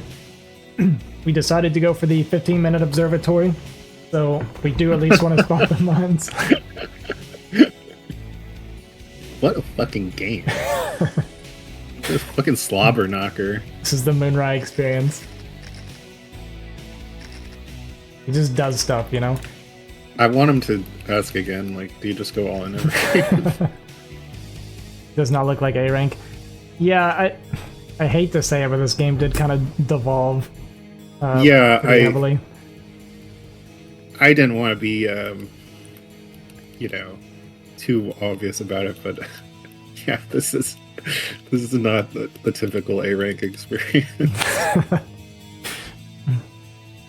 But like this, it just kind of happens. Like I understand what's happening with Nesh. Like you're against someone that's doing a bunch of really weird stuff, and if you're not experienced with dealing with that kind of stuff, it's just like your response is also going to be like awkward or suboptimal. Yeah, that is the strength of doing just like odd shit, which does work even at A rank or S rank, like lower S rank. It's like if you have a weird offbeat play style, and you're really good at that play style, like you're gonna have a big leg up on everyone else because everyone's gonna be like, "What the fuck is even going on?" I remember the first time I faced in PvZ a fast +1 weapons before, like you wall just like normal and pretend you're fast expanding, but you get like a fast gas and you start +1 before you even start your Nexus, and then you move out with like 5 zealots with +1. Sounds. It sounds awful. Yeah, it sounds and it is terrible. awful. But I lost to it the first time. I've only, I think, played against it like once or twice again, and the answer is like you just make 1 sunken and then they lose. No, I'm not trying to be a legit caster. I mean, we're semi-casting, but it's super chill here. Oh yeah, sorry if I'm Good build. being a total retardist. Yeah, Did Moonrai complain? I'm so confused. Yeah, he did. Maybe he's complaining about himself. Maybe it was. Yeah, that's what it feels like, right? Can I just post 1 copy pasta, please? I mean, you can risk it, but you might get banned. Better fucking make it worth it, man. That's just not how my channel works around here. I try to do everything I can to avoid being an Artosa stream.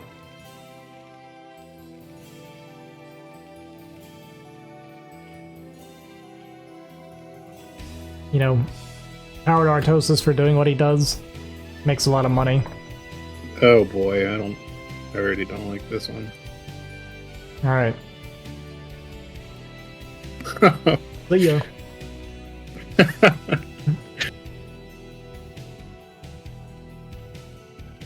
Alright. So we're going for a 12 hatch.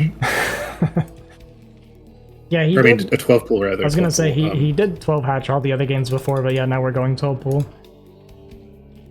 So what's the I'm wondering if advantage this is. of 12 pool versus 12 hatch? Is it because of the You just get ARAX? slightly faster mutas. I forget the exact timing. I think it's like 15 seconds faster or something. Gotcha. Does it pair up okay against ARAX, or how does this work against that build? I'm actually not really sure.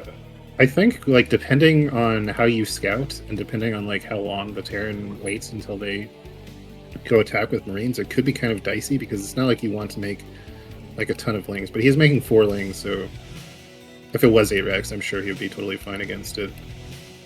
I myself do not ever go 12 pool, so I'm not like super intimately familiar with how it interacts with other builds. I gotcha. Kind of unfortunate though. Okay, he's going speed first. Yeah, I was going to say he wasn't going to be able to. He didn't have 150 minerals to make the lair right away, but interesting. SCV is gonna get him. Yeah, the SCV scouts that there's no lair. Mm-hmm. Sees the timing of it. So It's kind of nice when you see the lair start, like if you see that exact moment, because then you know exactly how long it is until meter are out. Yeah. I have it written down somewhere for when I start playing Terran again. It's something like... Actually, I don't even remember, but I have it written down. But I know there's like an exact... Like... Oh, yeah. Yeah. There's like I don't know 3 the time minutes and myself, something. but, I don't really remember, yeah. But I did write it down, like I said, because like in this matchup, it's so important to know exactly when like the Spire would come down and everything. So like you know when to scan for it to see if it's going to be Spire or if it's actually going to be Hydra or something like that, or Lurker. I mean. Mm-hmm. So just seeing the lair starting is great information for the Terran player. These builds are just wild. I wish he would transfer a couple of these drones because he's oversaturated in his main right now. But I have no idea what he was hoping to accomplish with this.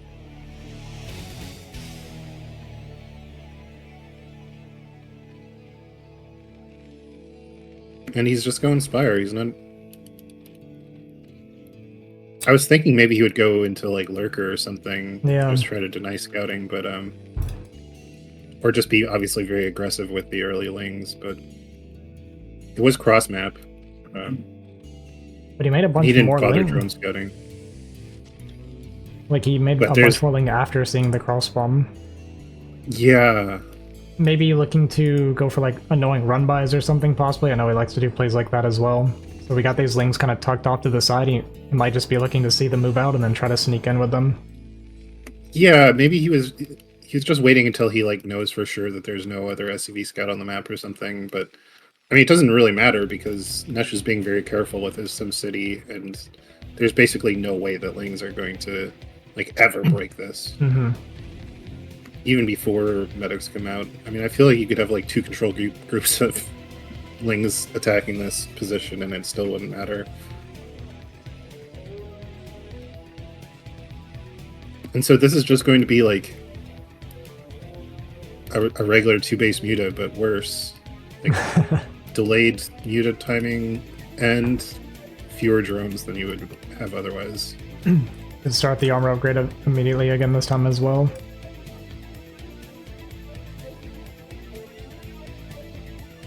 Alright, with And the so medics again- coming out, looks like Nesh is going to start pushing here. And you see the Yeah. lings move off to the left side. Definitely looking for a run by.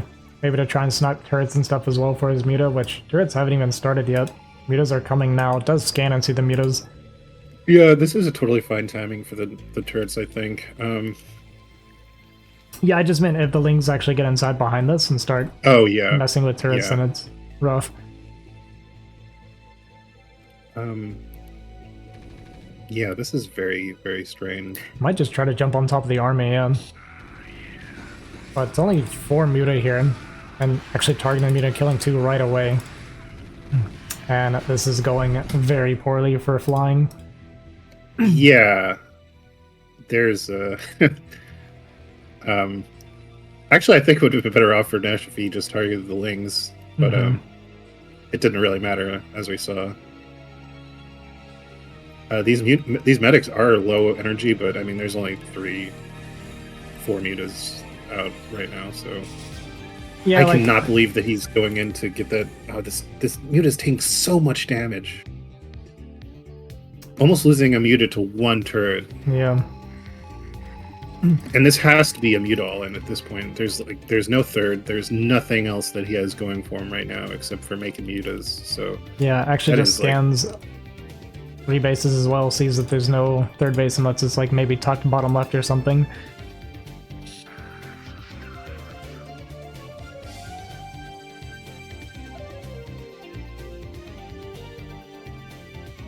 Not looking great for flying. We got no damage done and we're at 18 drones. That was a nice medic pickoff, but yeah, he's getting to a healthy amount of mutas now, but he can't harass Nesh's base at all. He just has to like keep watch over this. He has one sunken at home, which isn't enough to actually allow him to just Go harass. go harass. Yeah, So it's almost like why bother making it at all? you often see Terrans trying to do this move out, and the reason Terran's trying to do this is because by getting their bio out on the field, it does exactly what Ina's talking about, where the mutas have to try and defend. They want to like dog the Marines, kind of keep track of it, try and snipe it all, stuff like that, so you're not having to make like a bunch of sunkens or anything behind. And by Terran just being out on the field pressuring like that, it means that they're not being harassed by the muta.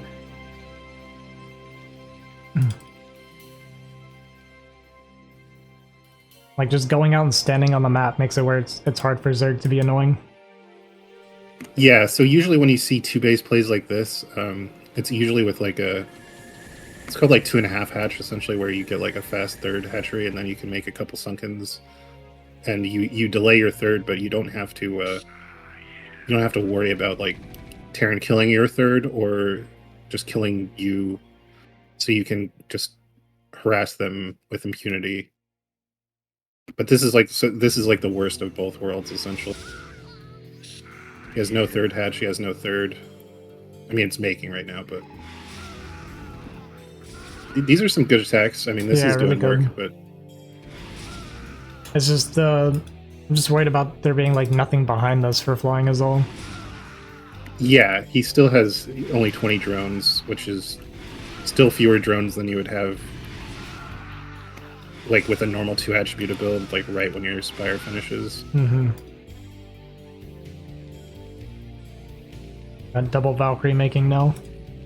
Yeah, and all Nesh really has to do, which he obviously realizes, is just make turrets and Valkyries and survive, because he's going to outscale the Zerg.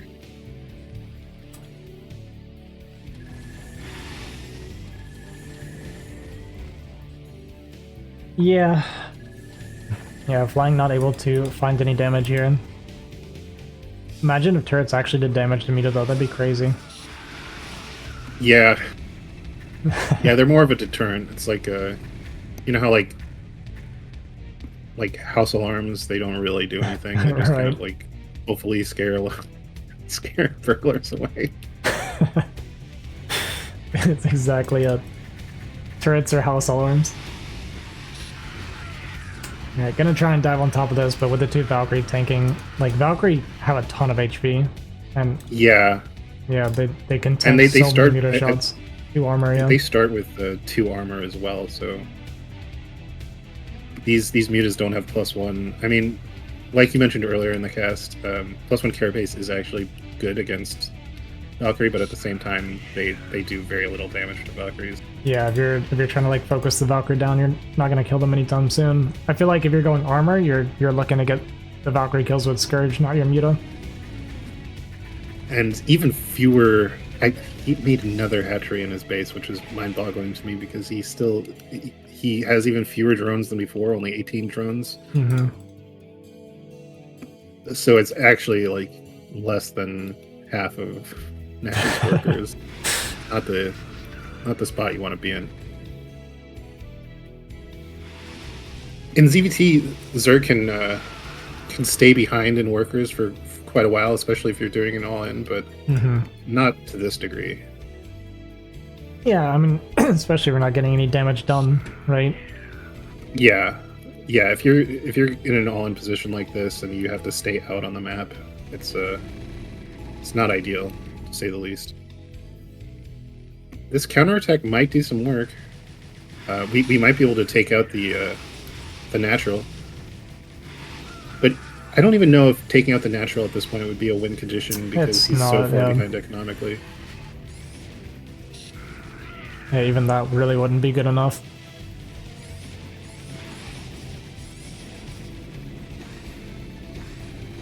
Yeah, we're down to 16 drones. I'm gonna try and jump on top of this bunker and lose all of our muta. This has to be game pretty soon. There's literally nothing else. There's no recourse for flying.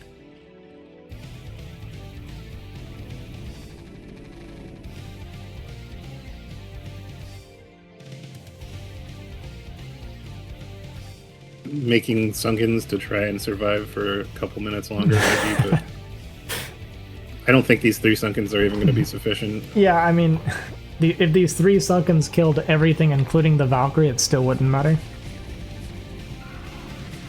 Yeah, their spines just start going way up into the air.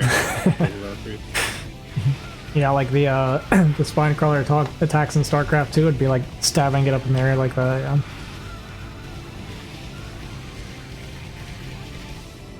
And yeah, this should be it. Okay. Yeah, he calls it. GG. Good luck. Very different from Moonrise reaction to losing, but not by much. Yeah. Hey, you know, at least flying is a good sport. All right. So with that, that means that Nesh wins the tiebreakers and he's going to go to the round of 8.